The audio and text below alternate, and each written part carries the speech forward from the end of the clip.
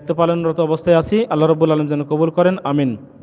চলুন, যদি কেহ হারাম জিনিস খাবার পূর্বে বিসমিল্লাহ বলে, হারাম জিনিস খাচ্ছে কিন্তু তার আগে বিসমিল্লাহ বলল, যেমন ধরেন হারাম জিনিস কি রয়েছে, মদ, গাঁজা, হিরোইন, আবা, তারপরে আপনার ফেন্সি, নেশাদ্রব্য যেগুলো রয়েছে, এক কথায় আমি হয়তো জানিও নাই এতগুলি নেশাদ্রব্য রয়েছে যেগুলো হারাম।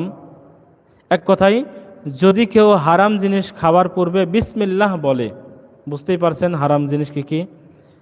অথবা হরিবন কাব্য, যেমন জুয়া, মদ, সুদ, ঘুষ, জেনা, চুরি, ডাকাতি, অথবা চুরি করতে গেলেন যার সময় বিসমিল্লাহ বলে চুরি করছেন।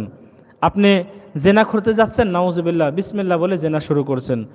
মদ খাচ্ছেন, জুয়া খেলছেন, আপনি বিসমিল্লাহ বলে শুরু, মানে এগুলো কিন্তু হারাম।